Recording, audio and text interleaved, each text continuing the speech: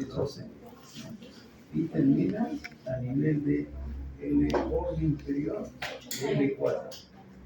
Aquí desde T12 hasta el borde inferior de L4, hasta la parte vertebral. A ese nivel se divide en las ilíacas. La ilíaca común, ya no se llama ilíaca primitiva, la ilíaca común del lado derecho, la ilíaca común del lado izquierdo. Estas ilíacas a nivel de la articulación sacroiliaca, ¿no? Se divide en una ilíaca interna y una ilíaca externa. Ahora, la aorta aquí tiene varias ramas. Una de sus ramas son las gonadales, ¿no? La arteria gonadal del lado izquierdo, la gonadal del lado derecho.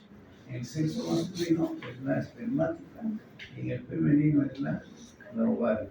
La ovárica es proveniente de la aorta abdominal.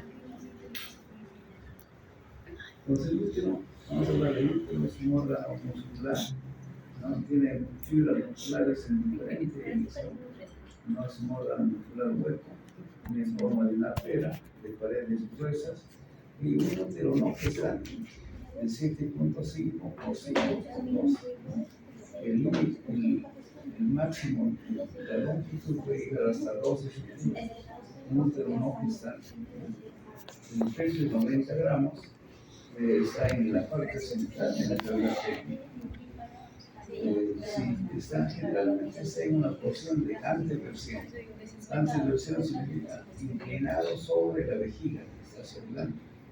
¿No? Y se llama anteversión en base a esta relación. Si nosotros trazamos el eje del cuello uterino, y buscamos el eje de la vagina, ese es en relación a ese ángulo, se llama anteversión, entre el eje del cuello y el eje de la vagina. Ahora, también se llama anteflexión. Aquí consideramos ya no el eje del cuello uterino, sino el eje del cuerpo del útero. Y comparamos con el eje del cuello uterino. Cuerpo con el cuello. Esa es anteflexión. Y cuando relacionamos el eje entre cuello uterino y eje de la vagina, es anteflexión. Generalmente el útero está anteflexión y en anteversión hacia adelante. Bueno. Pero hay úteros que van hacia atrás. Será retroversión, gracias, retro, y retroflexión. Por eso está en gestante, tiene 4 meses y si no se nota, porque está en retroversión, o sea, hacia la parte posterior. ¿No? No es evidente en los primeros meses, ¿no? La cavidad uterina mide la cavidad, ¿no? Como esta es su medida externa, pero como cavidad mide 6 centímetros sentido longitudinal y continúa con el conducto del cuello uterino. La cavidad está en el cuerpo del útero y la parte distal del útero en general se llama cuello uterino.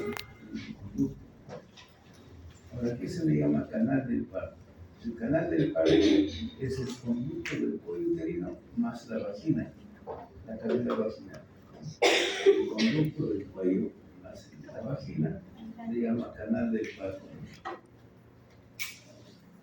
Entonces aquí tenemos el útero, y el útero tiene un fondo, este es el fondo uterino, la parte más elevada, y luego viene el cuerpo del útero, este es el cuerpo del útero, y este es el cuello del útero. Ahora, el cuello uterino tiene 2 porciones. Esta es la vagina, lo que vemos al final de la vagina es el cuello uterino intravaginal, o sea, sobresale dentro de la vagina. Se llama el cuello uterino intravaginal. Y el cuello retrovaginal o extravaginal es la parte que no lo vemos en esta zona. Y a partir de ahí está el cuerpo. Y la parte más elevada es el fondo del útero. La cavidad uterina es esta, la cavidad uterina, y aquí estará el conducto del cuello uterino. La cavidad continúa con el conducto del cuello uterino. Ahora, la relación entre la dirección o el eje del útero, ¿no? Y aquí el eje de la vagina, el eje de la vagina es esto, el eje de la vagina y el eje del cuello uterino, perdón, del cuerpo uterino. Es una de las, el otro es entre el eje del cuerpo con el eje del cuello, del cuerpo y del cuello. Va a ser relaciones. Generalmente el útero está hacia adelante y eso se llama anteversión y anteflexión, ¿no? Pero puede estar hacia atrás y generalmente está reclinado sobre la parte superior de la vejiga. Bueno, en la vagina aquí, presenta dos fondos del saco. Este se llama fondo de saco vaginal anterior, está delante del cuello. Y aquí hay un fondo de saco vaginal posterior que es profundo, ¿no? También se llama esto fornix. Este fondo de saco se llama fornix anterior y el fondo de saco posterior es el fornix posterior, ¿no? Es la vagina que está alrededor del cuello uterino. Entonces, el útero tiene dos porciones, ¿no? Es el cuerpo del útero y es el cuello del útero, ¿no? El cuerpo del útero representa, el cuerpo del útero representa los 2/3 superiores. De todo el útero, los 2/3 superiores es el cuerpo y el tercio inferior es el cuello, ¿no? Estos 2/3 superiores incluyen el fondo uterino. Todo este cuerpo está cubierto de ligamento ancho, luego dice por su cara anterior y por su cara posterior. El cuerpo se puede mover hacia adelante, hacia atrás, lateralmente, se puede mover el cuerpo, pero el cuello no. El útero, no, el cuerpo es más músculo, no es puro músculo. En cambio, el cuello tiene tejido fibromuscular, o sea, el tejido fibroso y tejido muscular. Y esta porción casi no tiene movimiento, ¿no? O su movimiento es muy limitado del cuello. El que se mueve es el cuerpo del útero. Entonces, esto del cuerpo uterino, ¿no? La parte más inferior del cuerpo del útero se llama istmo y viene a ser, dice, el último centímetro del útero. Si el útero, primero tenemos el fondo, luego viene el resto es el cuerpo, y en la parte más blanca se llama istmo y es el último centímetro de la parte más baja del útero. El útero tiene dos caras, una cara vertical, la que mira la vejiga, y detrás la cara intestinal, que está en relación a los intestinos, ¿no? Y sus caras laterales. El cuello, debemos tener un tejido fibroso, es un tejido que está fijo, no tiene poco movimiento, es estrecho, es cilíndrico, de aproximadamente 2,5 centímetros de longitud. Y este cuello tiene dos porciones, la porción intravaginal o vaginal, que se puede observar cuando uno examina la vagina para hacer una prueba de Papa Nicolau, ¿no? Se toman muestras del cuello uterino, pero para eso se coloca un espéculo, porque las paredes de la vagina están colapsadas, ¿no? Están unidas las paredes, entonces hay que colocar un espéculo para separar las paredes de la vagina y al fondo ver el cuello uterino, ¿no? La porción vaginal del cuello uterino, ¿no? Y ahí es donde se toma la muestra, ¿no? Se coloca como un matadero de una espátula en madera y se toma muestra del cuello uterino, pero de la porción intravaginal. Y por encima estará la porción supravaginal, la que no vemos, ¿no? Si todo este útero, desde la parte superior del fondo hasta la parte más inferior del cuello, todo esto, los 2/3 superiores es el cuerpo, 2/3 superiores es el cuerpo. Todo este cuerpo es móvil, es puro músculo, y es móvil, puede ir hacia adelante, puede ir hacia atrás, lateralmente, ¿no? Es móvil. En cambio, el cuello uterino, que tiene menos fibra muscular, tiene más tejido fibroso en su estructura, es la parte fija, ¿no? Ahora, este cuello uterino tiene dos porciones. Una porción intravaginal, porque es de la vagina, ¿no? Es de la porción intravaginal o vaginal, y la porción supravaginal, ¿no? Que no lo vemos, esa porción no lo vemos. Y luego Dice, el último centímetro del cuerpo, este centímetro, esta porción es el istmo.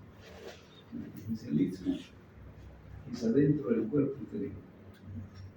Ahora el cuello uterino, en su interior tiene un conducto.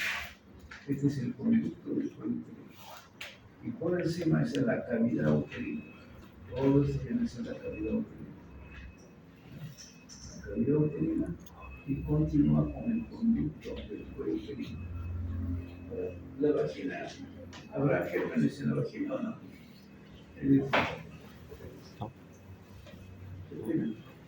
¿Habrá gérmenes en la cavidad vaginal o no? No. Okay. Sí, hay muchos, ¿no? Todas las cavidades están llenas de gérmenes. Aquí hay gérmenes, hay microbios, ¿no? Pero cuando uno tiene un buen sistema inmunológico, no pasa nada, pero hay gérmenes.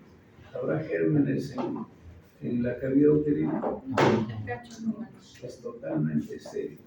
¿Y por qué los gérmenes, no, de la vagina no contaminan la cavidad uterina? ¿Qué dicen? Porque ya existe un tapón mucoso. Aquí hay unas glándulas, se llaman glándulas del cuello uterino. Esas glándulas del cuello uterino producen moco, ¿no? Se llama tapón mucoso. Aquí se puede ver un tapón mucoso. Ese tapón mucoso evita que los gérmenes de la vagina puedan ascender.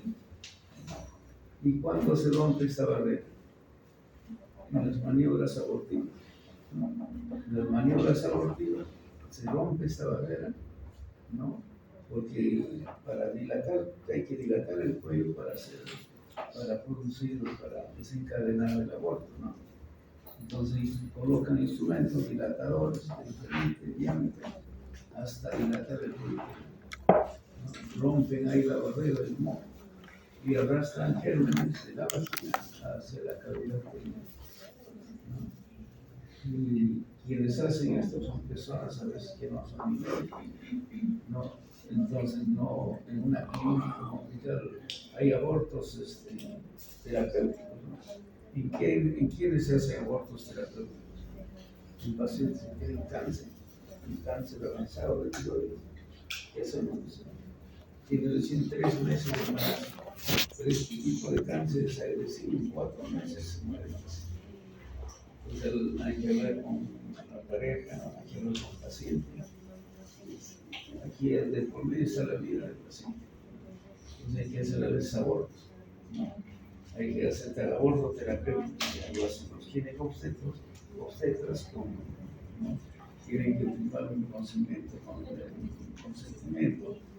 ¿no? Y legalmente se puede hacer eso, ¿no? La vida del paciente está de por medio, ¿no? Pero en sala de operaciones con todos los equipos, con todo el instrumental estéril, ¿no? Tratamiento antibiótico antes, después, ¿no? Para evitar una infección, una endometritis, ¿no? Entonces, después de las maniobras abortivas se rompe todo esto, se utiliza instrumentos de frente no bien esterilizados, ¿no? En malas condiciones, entonces mete gérmenes y hacen una endometritis. O a veces perforan en la pared del útero.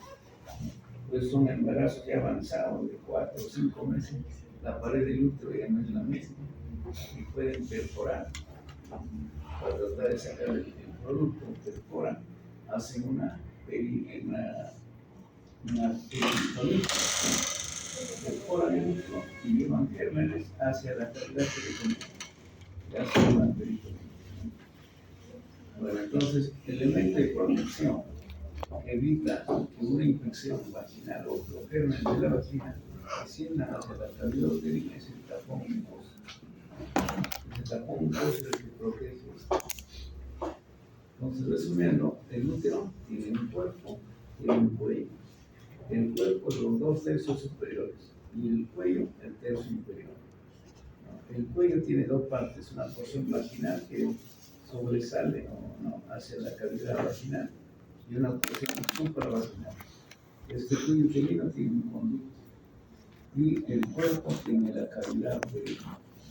Y en la parte superior, esta cavidad uterina va a continuar con la porción intramural de la trompa comienza aquí. Esta porción de la trompa se llama intramural y luego sigue el istmo, ¿no? Ahora, el cuello uterino, este es el cuello uterino, la luz del cuello uterino, el conducto del cuello uterino tiene dos orificios, el orificio uterino externo y en la profundidad tiene el orificio uterino interno. Y entre estos dos orificios está el conducto. Y a partir de este orificio hacia arriba está la cavidad uterina.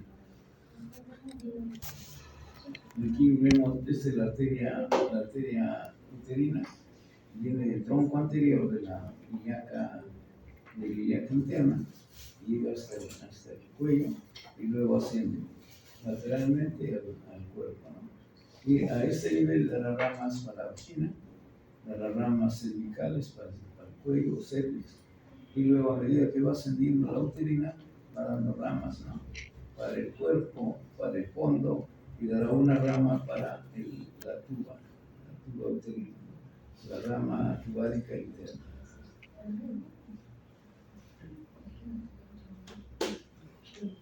El cuerpo del útero tiene tres capas. La capa que cubre el peritoneo, ¿no? La capa serosa es el peritoneo, pero es parte del ligamento, o el ligamento es parte de esta capa, del peritoneo que está cubriendo.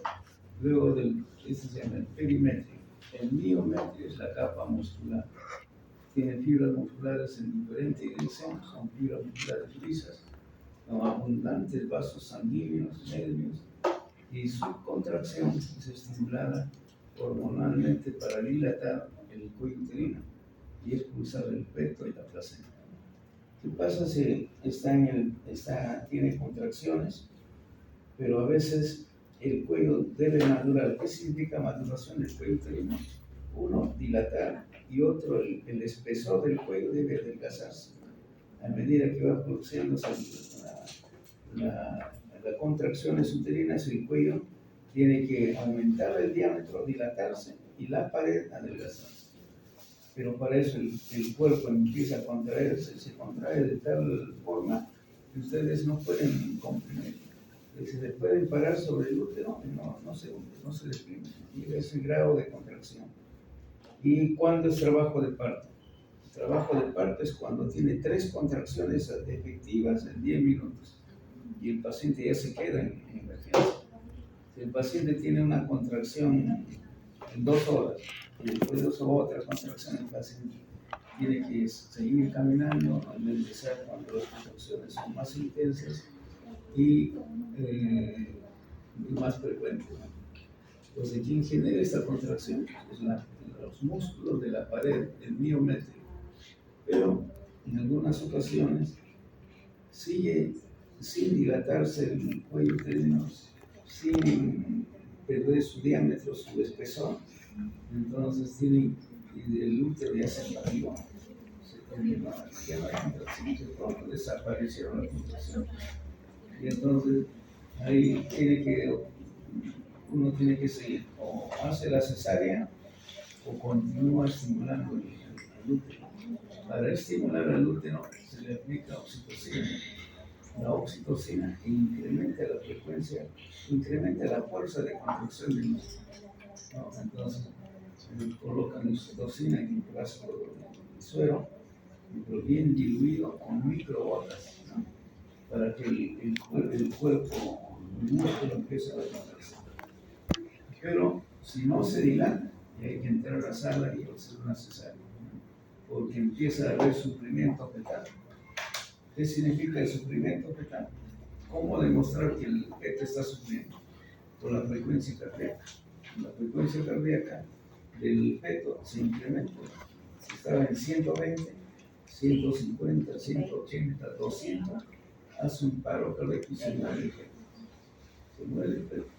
Entonces, cuando empieza a elevarse la frecuencia cardíaca, hay que entrar inmediatamente, hacer cesárea y sacar el feto. Si no, se muere el feto. Entonces, existen en algunos pacientes el útero se fatiga, ya no hay contracción, cero de contracción. Hay que administrar oxitocina, pero bien controlado, para evitar el sufrimiento.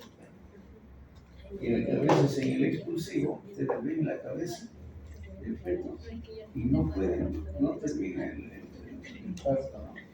Hay que colocar se llama vein. La cabeza se pone como un desatorador, no hacer como un vacío y jalar, ¿no? O poner una pinza, se llama fester, uno alrededor de un pabellón, al otro alrededor, como una tijera, ¿no? O como un alicate, y jalar la cabeza del feto, lentamente. Entonces ayudar a que se produzca la expulsión del feto. Entonces, la contracción uterina es importante para el parto vaginal, ¿no? Y pueden estimular la contracción haciendo masajes en la pared del abdomen, ¿no? Hay que darle masajes y eso ayuda a la contracción uterina. Pero a veces el feto tiene doble circular de cordón, a veces 3 vueltas alrededor del cuerpo. Entonces impide que el feto descienda. Hay que controlar y estar sentado ahí al lado del paciente. Controla la frecuencia cardíaca, la presión, ¿no? Y porque la presión se puede disparar, ¿no? Y entonces es un riesgo para la madre. El endometrio es la capa mucosa, la capa interna, la mucosa se llama endometrio. Cuando se infecta es una endometritis, ¿no?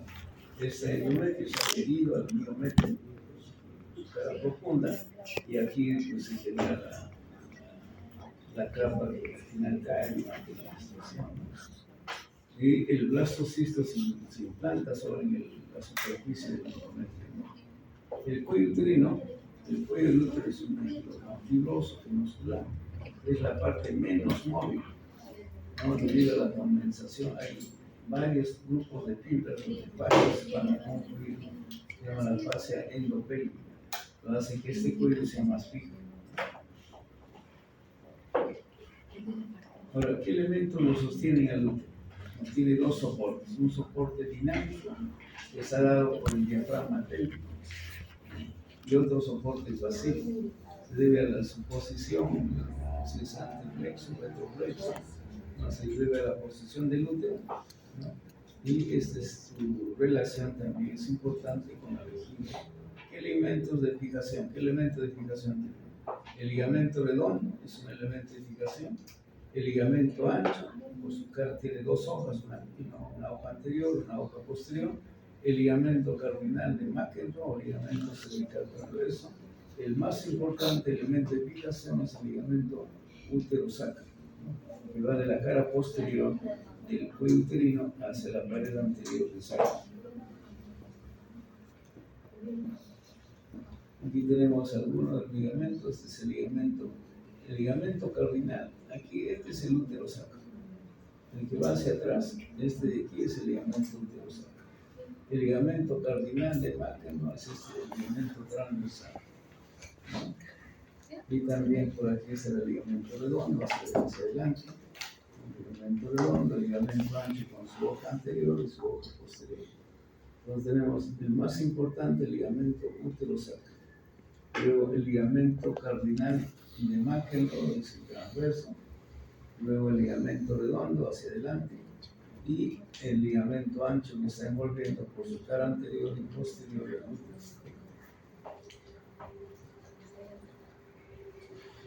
Entonces aquí tenemos el cuello uterino, donde dice todo esto. El orificio uterino externo es este de aquí. Aquí se toma el Papa Nicolau, pero el Papa Nicolau solo está evaluando la porción vaginal del cuello, no está evaluando todo el útero. Entonces aquí dice el Papa Nicolau normal, es el Papa Nicolau normal del cuello uterino, no está evaluando ni el conducto ni la cavidad uterina. Entonces eso solo sirve para el cuello. Ahora, ¿por qué para el cuello? El cáncer del útero es más frecuente, el cáncer del cuello uterino, ¿no es cierto?, que el resto del útero, es más frecuente. Aquí tenemos, esta sería la hoja. ¿Qué hoja sería esto? La hoja anterior o posterior del ligamento ancho. Si está en el ovario, esta sería la hoja la hoja posterior. Entonces la hoja posterior, todo esta es la hoja posterior del ligamento. Hacia adelante estará la hoja anterior del ligamento ancho. Este es el ligamento útero-ovárico, ¿no? O ligamento ovárico. Por aquí debe estar el ligamento suspensorio del ovario, ¿no? Este es el mesosalpinx. Y aquí debe estar el mesovario. Esta línea hacia adelante, el mesovario. Y aquí hacia arriba, el mesosalpinx. Y esto de aquí, a los lados del útero, es el mesometrio. Es el mesometrio. Y aquí está el ligamento suspensorio del ovario. Por dentro del ligamento suspensorio del ovario está la arteria ovárica y las venas ováricas. También hay otro ligamento, es el tubo ovárico. Este es el ligamento que va de la trompa hacia el ovario, es el tubo ovárico, el ligamento suspensorio del ovario, el mesometrio, que sería esto, y el ligamento ovárico o útero ovárico. Son elementos de ubicación del útero ovárico. El útero sería aquí, el ligamento ancho y el ligamento redondo. El ligamento transversal de Mackenbrough está a los lados del útero. Entre la hoja posterior y la hoja anterior está el parametrio. Aquí tenemos esta es la arteria uterina. La arteria uterina desciende hasta el cuello y luego se acerca al útero y va así por la pared lateral del útero. Y el uréter se pasa por debajo. El uréter viene por la parte posterior y se va a la parte anterior, pero pasando por debajo de la arteria uterina. La arteria uterina va del lado lateral al lado mediano. En cambio, el uréter va de atrás hacia adelante. Y aquí es donde se cruza. Entonces, para hacer una histerectomía, para sacar el útero, por miomas, por sangrado, por un cáncer del útero, lo que se tiene que hacer es ligar las venas y ligar las arterias. Pero a veces al tratar de separar, nunca se agarra los dos puntos. Hay que separar la arteria de la vena, poner dos pinzas, cortar, luego andar, ¿no? Pero a veces sangra. Al tratar de separar, sangra uno de los vasos, se llena de sangre y en forma refleja. A veces uno pone una pinza sin ver, que está pinzando también al dedo. Pone dos pinzas, lo cortamos y después el paciente tiene dolor tipo cólico, se le toma una tomografía y el uréter proximal está dilatado. Significa que se ha seccionado y está ligado. Hay que volver a entrar, buscar el uréter en su parte proximal y distal y luego reanastomosar para evitar la dilatación y la infección, ¿no? Y puede hacer una infección urinaria alta, ¿no? Una septicemia a partir de eso, ¿no? Se tiene que restablecer el conducto. Luego la arteria uterina tiene ramas para la vagina, ramas vaginales, ¿no? Y tiene ramas para el cuello uterino. A medida que va ascendiendo, ramas para el cuerpo, ramas para el fondo uterino y una rama para la tuba, para la trompa, se llama la tubárica interna. Y de la ovárica sale la tubárica interna. Esas dos se anastomosan, forman un arco anastomótico y de ahí sale para la trompa. Ahora, la arteria uterina también da una rama ovárica. Aquí está una rama ovárica que se va a anastomosar con la ovárica propia, ¿no? Que viene hacia el ovario procedente de la aorta. Entonces aquí tenemos el fondo uterino, la parte más elevada, ¿no? Luego viene, que es parte del cuerpo es todo esto. El cuerpo viene desde aquí, ¿no? Porque hemos dicho que el último centímetro del cuerpo, este es el istmo. No son estructuras separadas. Este istmo que pertenece al cuerpo. El cuerpo debería estar. Y el último centímetro es el istmo. Y a partir de ahí es el cuello uterino. Tiene una porción vaginal y una extravaginal. Supravaginal o extravaginal y una porción vaginal. Aquí cuando el cuerpo del útero está reclinado sobre la vejiga, aquí está la vejiga, está en una posición anteversión y anteflexión. Si está hacia atrás será retroversión y retroflexión. pero también puede estar a uno u otro lado. La vagina es un tubo músculo membranoso que tiene músculos en su pared y tiene membranas. La longitud de la vagina oscila entre 7 y 9 centímetros. Y está colapsada. Colapsada significa que sus dos paredes están pegadas, están unidas, ¿no? Entonces, para hacer el examen de cuello uterino hay que colocar un espejo, ¿no? Es un instrumento que se ingresa, ¿no? Dos valvas, ¿sí? Se ingresa con las valvas juntas y luego se separan las valvas para poder observar el cuello uterino al fondo de la vagina. Entonces, tiene sus paredes colapsadas, ¿sí? Y una pared anterior. O sea, la disposición de las paredes es una pared anterior y una pared posterior. La pared posterior está en relación al recto. La pared posterior está más cerca a la pared recta. En el fondo de la vagina vamos a encontrar una depresión, dos fondos de saco. Va a haber un fondo de saco entre el cuello uterino y la inserción de la vagina alrededor del cuello uterino. Eso se llama fondo de saco o receso. Eso se llama fornix. Tiene el receso anterior, un receso posterior y los recesos laterales. Lo hemos visto por ahí en la imagen. ¿No? Aquí esto se llama fondo de saco vaginal anterior, el fornix anterior, y el fondo de saco vaginal posterior, el fornix posterior. También tiene en la parte lateral. Aquí vemos en el corte anterior y posterior, pero tiene un fondo de saco lateral. El semen generalmente se aloja en el fondo de saco posterior, ¿no? Y a partir de ahí, los espermatozoides ascienden hacia el cuello uterino. El semen se deposita aquí y ahí van a ingresar los espermatozoides.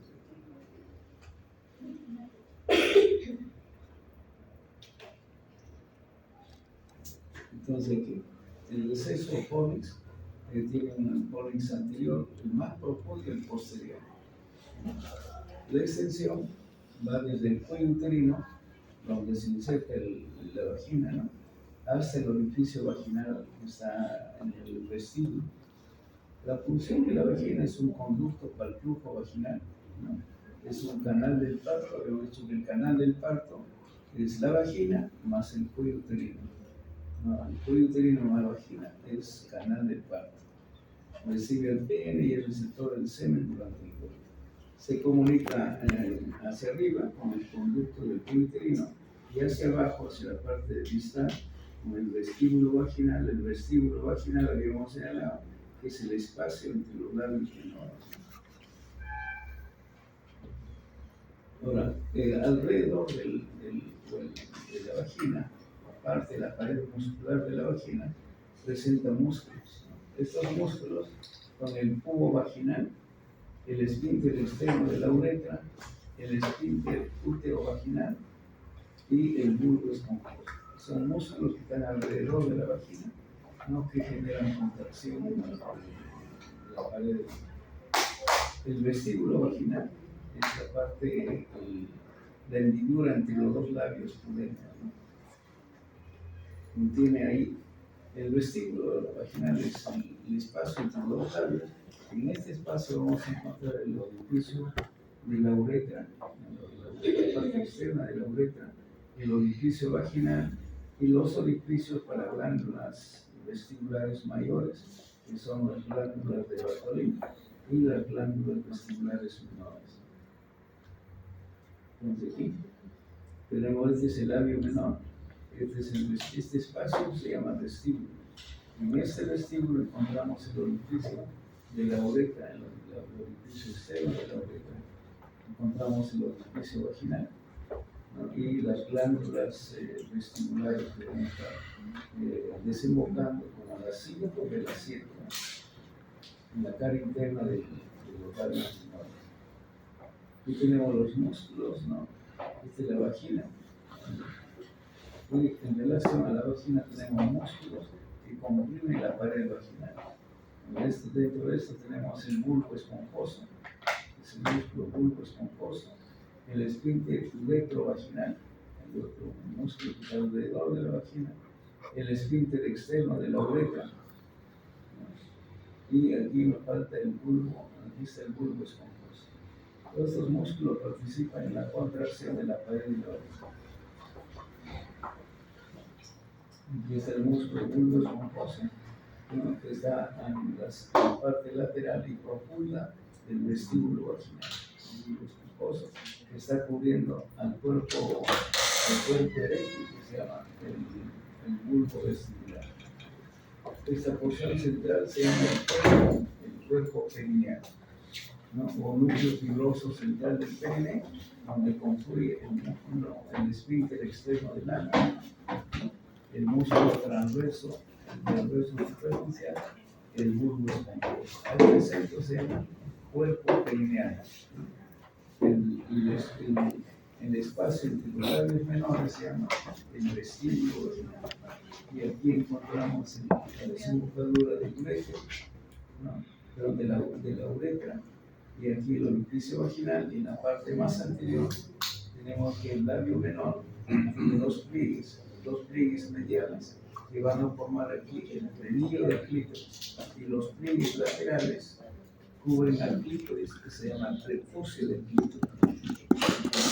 El clítoris o el capuchón clitoríneo, que se encarga de proteger al clítoris. El clítoris, habíamos visto que tiene los cuerpos cavernosos cubiertos por el músculo isquio cavernoso. Entonces aquí habrá un cuerpo cavernoso, otro cuerpo cavernoso insertado en el hueso, servicio en el hueso, y estos están cubiertos por el músculo isquio cavernoso. Y en el espesor del labio menor, en la parte lateral, pasa el otro cuerpo eréctil que se llama bulbo vestibular, cubierto por este músculo, bulbo esponjoso. Y lateralmente tenemos un triángulo, este triángulo se llama triángulo isquio-vulvar. Este triángulo isquio-vulvar está formado por el músculo transverso superficial del perineo, el músculo isquio-cavernoso y el músculo bulbo esponjoso.